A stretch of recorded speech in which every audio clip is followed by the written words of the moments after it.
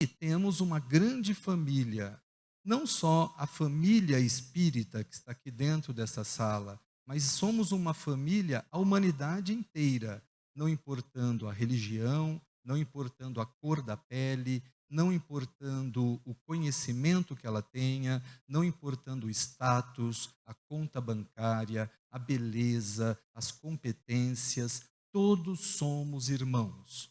E é dessa maneira que nós devemos começar a nos entender que a nossa família é a humanidade. Por isso, a gente não pode privilegiar as pessoas dentro de casa em detrimento a alguém que não está dentro de casa, porque é nosso irmão, igualmente aquele que está dentro, embaixo do mesmo teto. Então, se somos todos irmãos, somos uma única grande família. Família de encarnados e família também os desencarnados, porque nós temos milhões de espíritos encarnados nesse momento na face da Terra, mas temos outros bilhões de espíritos desencarnados na erraticidade, esperando uma oportunidade como essa que nós temos de poder reencarnar para cumprir o seu processo evolutivo e de aprendizado. Então somos todos irmãos, encarnados e desencarnados, estamos vivendo em torno do orbe terrestre em todo o universo.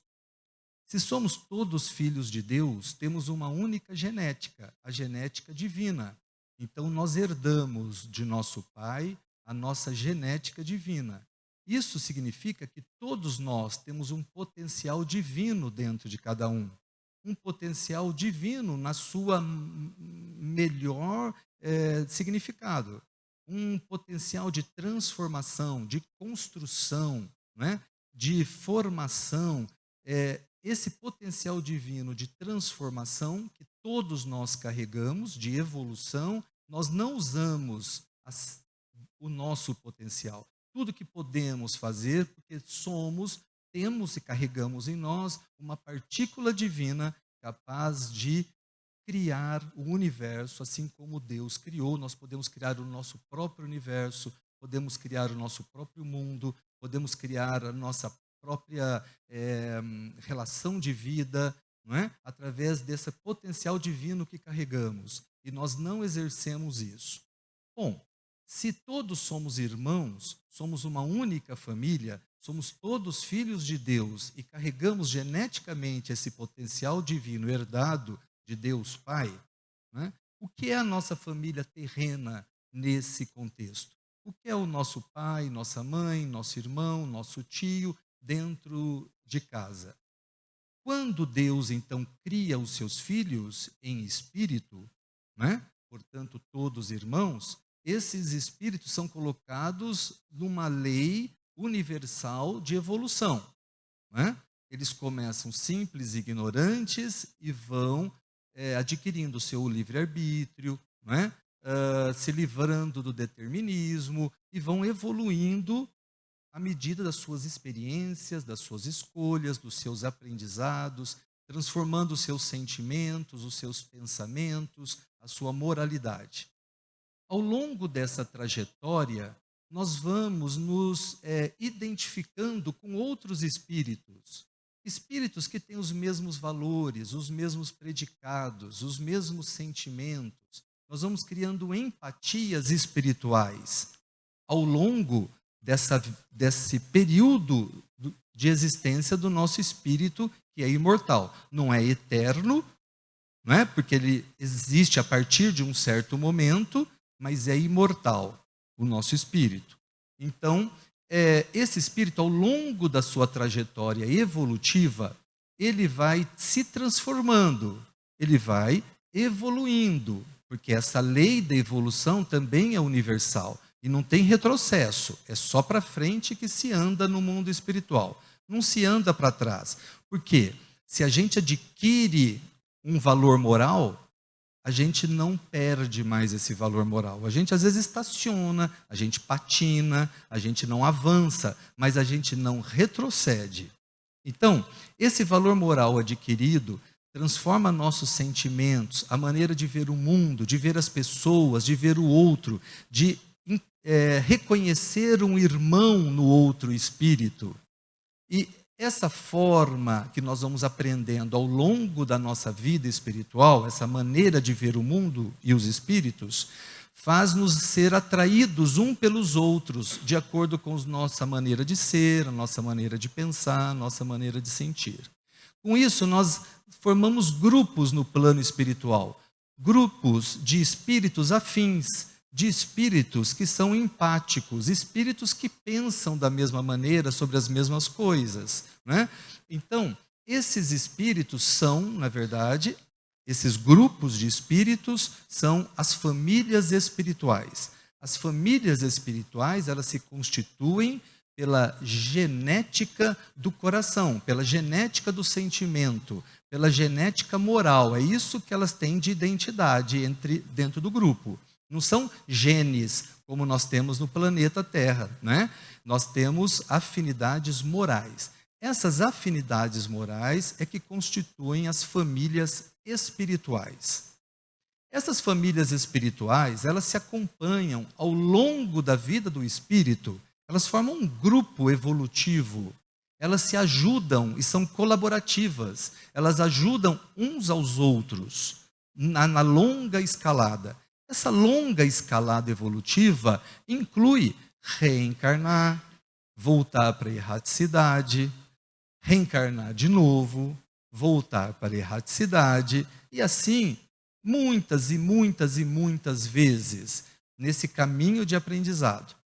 Então, quando a família espiritual, ela precisa que algum membro dela reencarne naquele momento, as circunstâncias são adequadas para aquela reencarnação, aquele espírito daquele grupo vem reencarnar e alguns espíritos desse mesmo grupo, por serem então com muita afinidade, podem também se propor a vir com ela naquela reencarnação para poder um ajudar o outro nesse crescimento que nós temos que ter, nesse aprendizado. Ajudar a suportar as provas, a dor, não é? Vem como apoio fraterno junto com aquele outro espírito.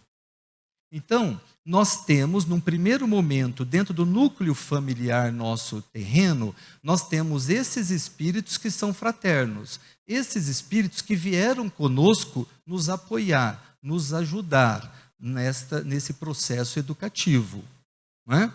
Ajudar com amor, ajudar a aliviar a dor, não é? Esses espíritos estão conosco. Nessa trajetória também temos aqueles espíritos que não são afins nossos, que não são espíritos que pertencem ao nosso grupo familiar espiritual fraterno. São espíritos que nós prejudicamos em outras vidas, são espíritos que nós magoamos, que nós fizemos sofrer, espíritos que nós até fomos instrumentos para que ele não avançasse evolutivamente, espiritualmente. Nós fizemos, através do nosso livre-arbítrio, ou seja, da nossa escolha dos nossos atos, né? Nós, então, de alguma maneira, construímos situações que prejudicaram esses espíritos. Esses espíritos, por mágoa, até por ódio, rancor, sensações negativas, eles não nos perdoam do que nós fizemos contra eles em outras vidas. Poderiam se livrar disso, poderiam perdoar, assim como nós também devemos perdoar a quem nos causou qualquer sofrimento. Mas se nós não perdoamos, os outros também não perdoam. Assim como nós temos dificuldade de perdoar, todos os outros têm dificuldade de perdoar. E não perdoando, eles se sentem no direito de nos cobrar aquilo que fizemos contra eles. Esses espíritos, então, vêm também na nossa família terrena para que nós tenhamos a oportunidade divina de resgatar aquela dívida que temos com aquele espírito. Se nós desvirtuamos aquele espírito do caminho do bem, nós agora vamos acolhê-lo no seio da nossa família para reinstruí-los, para ter uma outra oportunidade de instruí-lo, de conduzi-lo, de amenizar dele as más tendências, não é? De conduzi-lo moralmente, de reparar os erros cometidos. E eles chegam na nossa família com o mesmo ódio, com os mesmos sentimentos negativos que eles tinham na erraticidade, causados por nós em outras vidas. Eles reencarnam com esses sentimentos. E cabe a nós, então, com amor, com a tolerância, não é? Com o conhecimento, trabalhar essas rusgas, essas rivalidades domésticas, para poder superar tudo isso e educar e conduzir e reparar o erro a que nós mesmos nos conduzimos em outras vidas. Isso pode parecer simples em alguns aspectos, mas dentro de casa, embaixo do mesmo teto, às vezes a gente não consegue superar isso. Às vezes a gente não consegue entender esses sentimentos negativos dentro da família, a gente não consegue cumprir a nossa tarefa. Viemos sabendo o que enfrentaríamos. Chegamos aqui na família sabendo que o meu irmão vem para me dar apoio, que o meu marido vem para me dar apoio, porque faz parte da minha família fraterna e espiritual, e sabendo que eu vou receber como um filho, por exemplo, um inimigo de outras encarnações. Nós concordamos com essa prova, nós concordamos com essa expiação, no caso, e a gente vem, então, reencarnar para constituir a família que nós aceitamos. Por quê? Para Deus não existe o acaso. Tem uma frase até que diz que acaso talvez seja o nome dado a Deus quando Deus não quer assinar aquele fato. Né? Então, é um pseudônimo de Deus quando ele não quer assinar. Para Deus não existe acaso. Tudo é um merecimento do que nós fazemos, de bom e de ruim. Tudo que passamos, eu acho... A minha mãe tem 93 anos, ela sempre foi espírita desde os 13 anos de idade, e ela tem um conceito sobre Deus que ela acha Deus severo demais.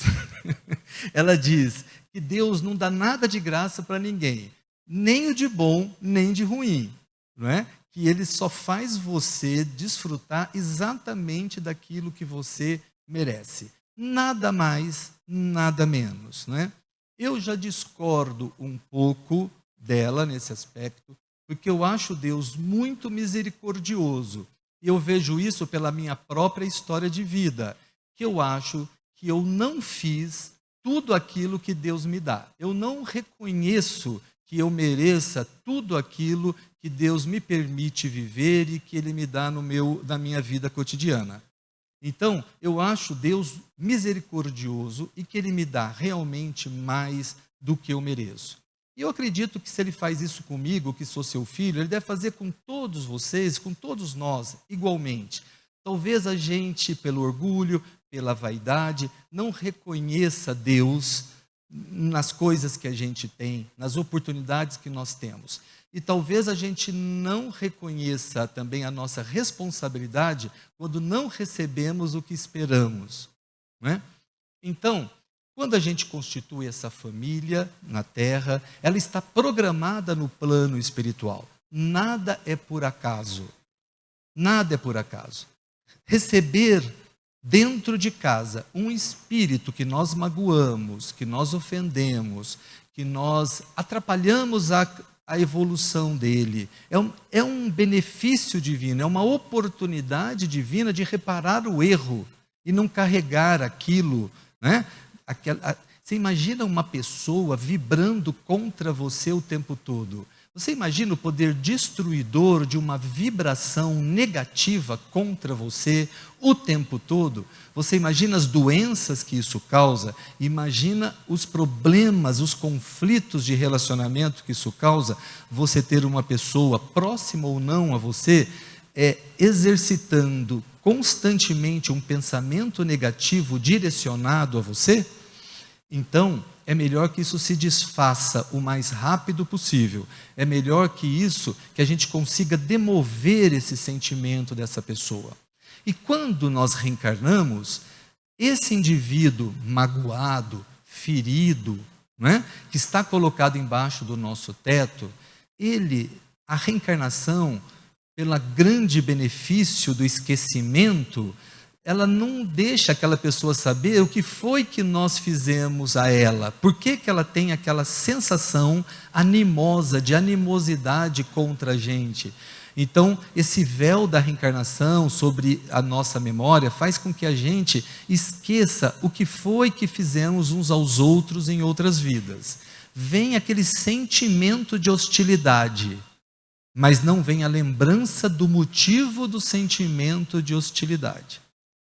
Com isso, então, nós temos a oportunidade de mostrar a esse espírito o nosso lado bom, porque ela só enxerga o nosso lado ruim.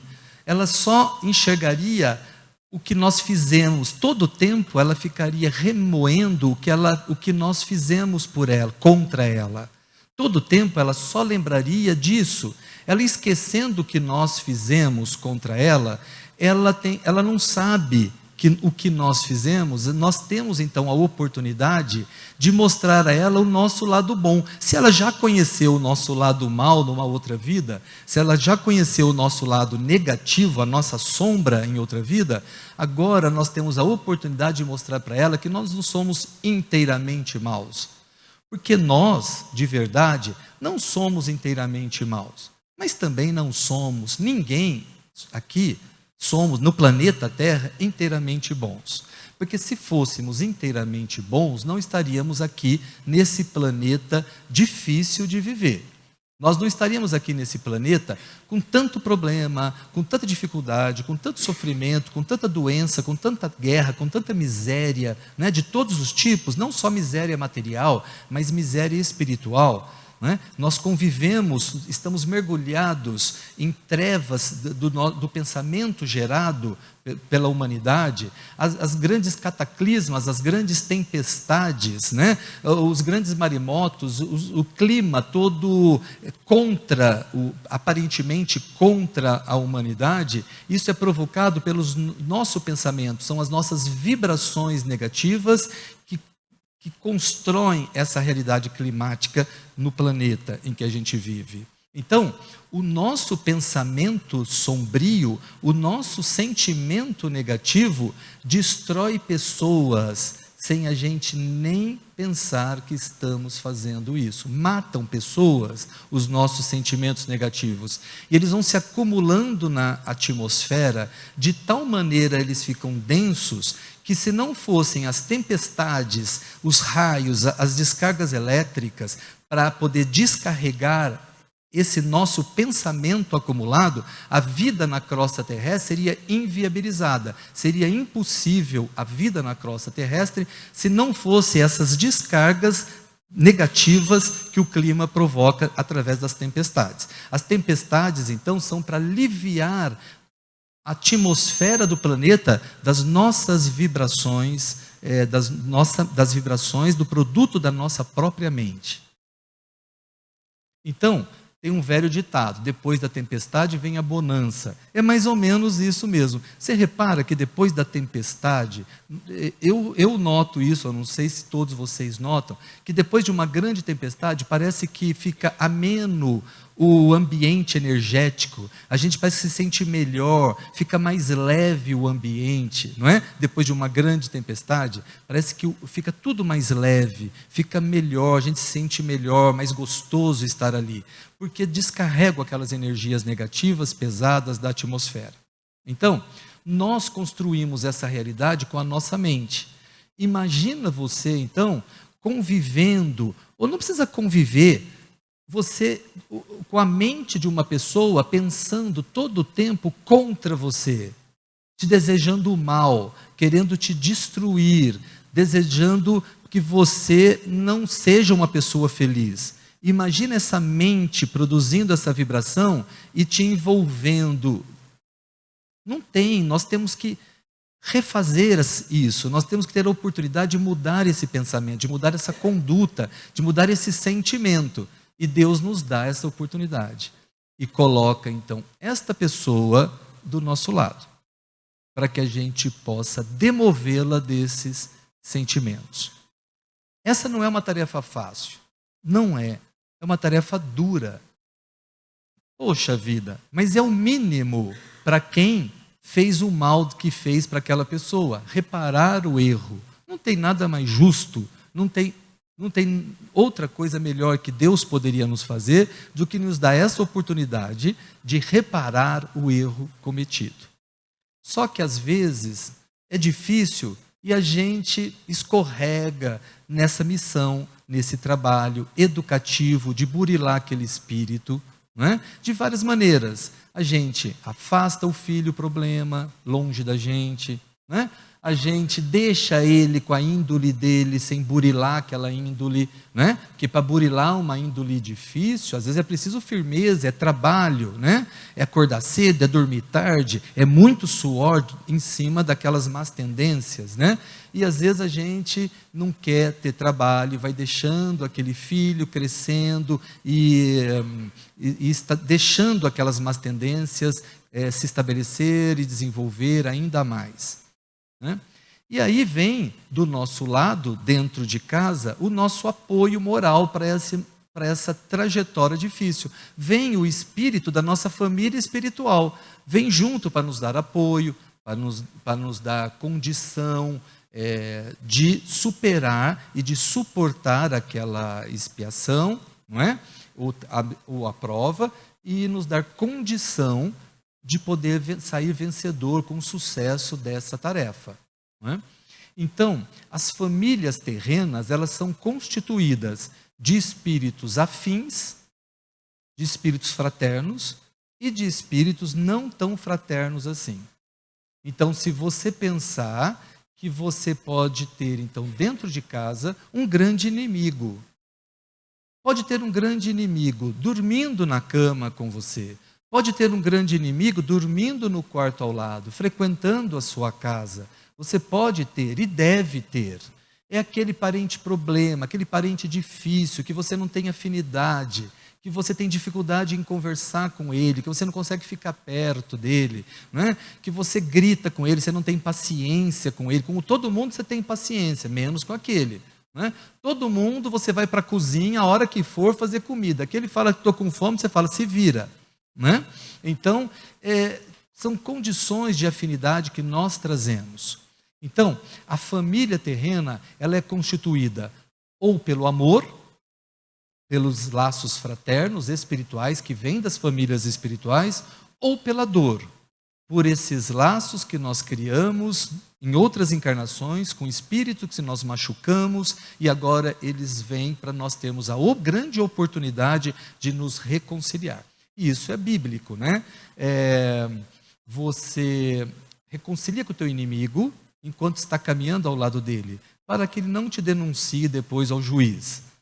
É disso, não é? A gente tem que se reconciliar com esse inimigo que está caminhando conosco dentro de casa, né? Demovê-lo dos sentimentos negativos que ele tem, porque assim nós vamos reparar o nosso erro, né? Com a justiça divina. Tem uma outra passagem bíblica também, que quando Cristo ele recebe os irmãos na porta, e alguém vem dizer, está dentro de uma casa, e os irmãos, e vem falar para ele, Senhor, a sua família está chamando, né, clamando pelo Senhor na porta. Ele fala, mas quem é minha família? Não é? Quem é minha família se não são aqueles que cumprem a vontade do Pai? Com isso, o Cristo não está renegando a família e a mãe dele, como muita gente interpreta. Não. Cristo está dizendo, a minha família é a família espiritual. São aqueles unidos pela empatia divina. Todos vocês podem ser minha família. Isso que ele está querendo dizer. Todos vocês fazem parte da minha família, porque todos somos filhos de Deus.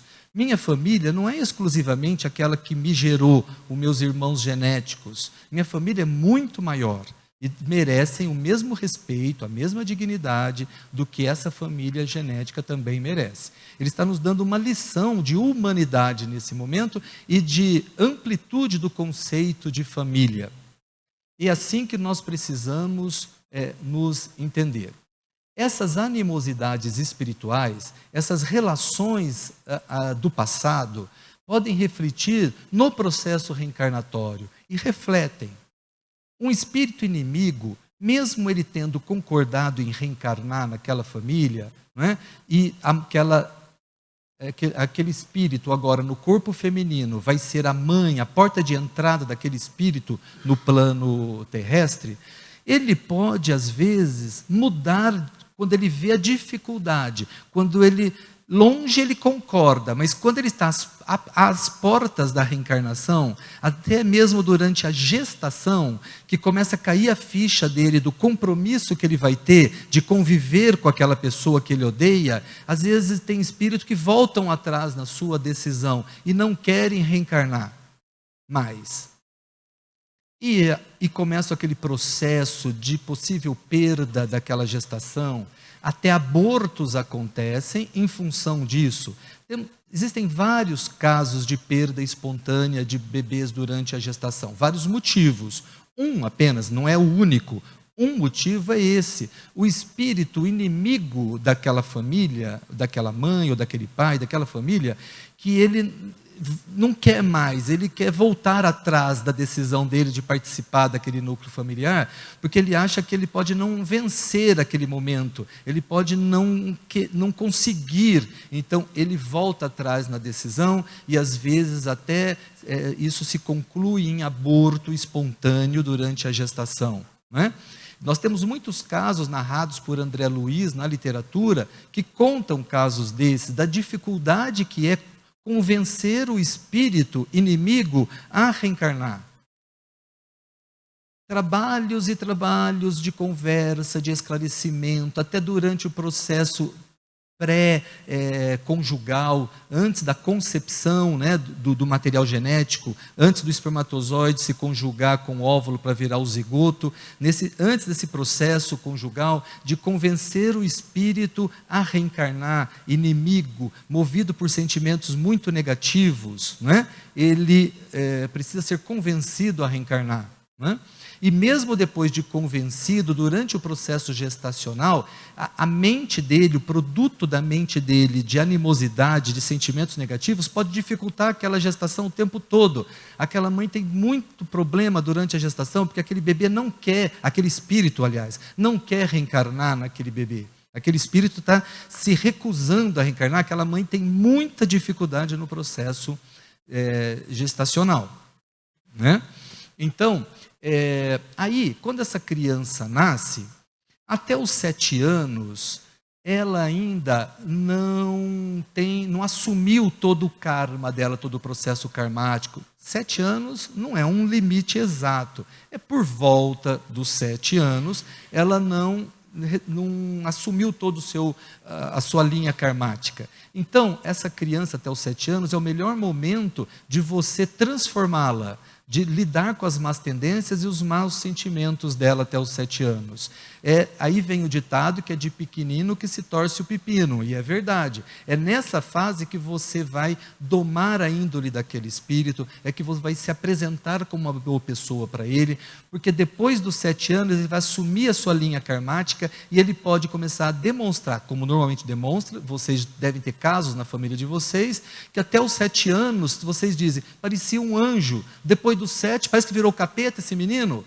É bem isso que acontece nas famílias. Aí ele assume a sua trajetória karmática e ele muda completamente o comportamento dele em relação àquela pessoa que é o inimigo dele do passado. Mas ele nem sabe disso, ele não reconhece aquilo, a consciência dele não está plena para esse processo. Então, nós temos essas questões para lidar dentro de casa, né? E por isso, tem muitas pessoas em consultórios, em terapia, querendo entender por que ela não ama um filho exatamente da mesma maneira, da mesma intensidade que ela ama outro. Tem muita gente procurando ajuda para entender por que ela não nutre o mesmo, se são filhos da mesma barriga, do mesmo pai, da mesma família, não é? Por que ela não nutre o mesmo sentimento amoroso por um filho e por o outro, espontaneamente, parece que ela não tem a mesma afinidade, a mesma querência, parece que ela nem tem o mesmo amor, e a gente lê, né, na Bíblia, lê em tudo que a gente tem que ter amor por todos os, né, e a gente quer entender isso e aquilo não acontece, né?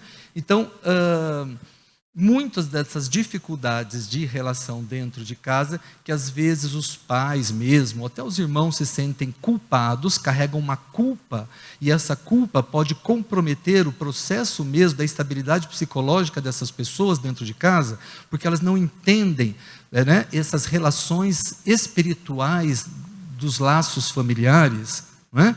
Então, elas procuram ajuda no psicólogo, lá no psiquiatra, né? Para que ela possa lidar com essas dificuldades dentro de casa, que tem lastros espirituais, né? Que elas têm fundamentos em vidas passadas. Eu conheço a história de uma senhora que, aos 35 anos, ela engravidou-se sem planejamento. Ela não desejava engravidar, ela não procurou engravidar-se. Ela, de repente, apareceu grávida aos 35 anos. Essa senhora, aos 35 anos, grávida, ela teve uma gestação extremamente complicada, que todo o tempo parecia que ia perder esse filho. E a medicina dizia que eram questões biológicas daquele processo. E ela fez de tudo impossível para poder não perder aquele bebê, não é? Então, ela fez o máximo, tudo que ela pôde, para ela não perder aquela gestação. Essa criança nasceu depois de uma gestação extremamente difícil, e até os 7 anos era um filho exemplar, amoroso com a mãe. Depois dos 7 anos virou a casaca, virou um inferno na vida daquela mãe, essa criança, né? Essa criança, na verdade, era um inimigo desta mãe, do espírito dessa mãe, por causa de problemas em vidas passadas. Essa mãe, em vida passada, criou uma circunstância de fazer esse espírito dessa criança assassinar uma pessoa que esse espírito dessa criança amava muito, e esse espírito da mãe, em outra encarnação, para desfazer esse laço que ela não concordava, fez com que o espírito assassinasse o outro. Esse espírito, então, que assassinou, passou a odiar espírito desta mãe na vida passada, por ela ter feito ele matar essa pessoa que ele amava. E aí esse espírito veio para essa reencarnação. Por isso que a mãe, Deus tem um jeito de fazer acontecer, né? Ela não planejou, não precisou planejar, o filho veio. Sem planejamento, sem ela planejar isso, ela ficou grávida, porque ele tinha que vir, não é? Então, por isso que tem hora que você toma anticoncepcional, faz tudo que você precisa, e você faz cirurgia, e de repente o marido faz cirurgia e você engravida, não é? Porque Deus faz um jeito daquilo chegar até você. Se aquilo é teu, vai chegar até você. E se não chega através da tua barriga, chega através de uma adoção, por exemplo. Não é? Já que os laços são espirituais, você pode receber um filho, tanto fraterno quanto não fraterno, através dos laços da adoção. É um jeito do Cristo, é um jeito da justiça divina fazer chegar até você o que é teu. Não é? Não importa a maneira. Então, às vezes você evita o filho, e aí você engravida, mesmo tentando evitar, porque Deus fez como aquilo chegasse até você. Não é? Depois essa criança, no caso dela foi isso, então ela não planejou, e Deus fez chegar até ela esse menino. Depois esse bebê, esse espírito não queria reencarnar, né? Esse espírito durante toda a gestação não quis mais, voltou atrás então ele fez de tudo para não nascer, ele provocou toda a dificuldade na gestação para que a mãe abortasse, porque ele não queria aquela pessoa como mãe dele, ele se negava aquilo, né? Aquele bebê nasceu, até os 7 anos, como ele não estava ligado aos princípios karmáticos, ele então teve uma ligação afetiva, a oportunidade que a mãe teve de construir laços afetivos com ele, mostrar o lado bom dele. Aos 7 anos, ele virou a casaca e passa a reconhecer, né, o inimigo, né, se entrega às relações karmáticas, reconhece inconscientemente o inimigo, cria uma vida difícil entre eles, não é? Até que a mãe, ao longo da vida, consegue demover esse sentimento com paciência, com fraternidade, com amor, com conhecimento, consegue demover esse sentimento desse espírito. E aí terminam a encarnação vencedores dos dois lados, né? A mãe, que passou por uma vida inteira de dificuldade ao lado do filho, né? Porque o filho desmerecia essa mãe todo momento, não a reconhecia como mãe, não é? Então era um espírito inimigo, e essa mãe pacienciosa, fraterna, amorosa, acolhendo esse filho com as dificuldades dele e demovendo seus sentimentos. Então eles terminam a reencarnação vencedores desse processo, com sucesso, né? Mas graças à mãe, ao espírito da mãe, que deu todo o apoio e todo o fundamento para que isso acontecesse. Porque se dependesse do filho, eles teriam interrompido, não teriam saído vencedores disso, até com uma situação tão, às vezes, trágica dentro de casa, devido ao nível de animosidade entre eles, tão grande, e ainda é suplantado esse clima, pelos espíritos desencarnados, que estavam envolvidos também nessa história no passado.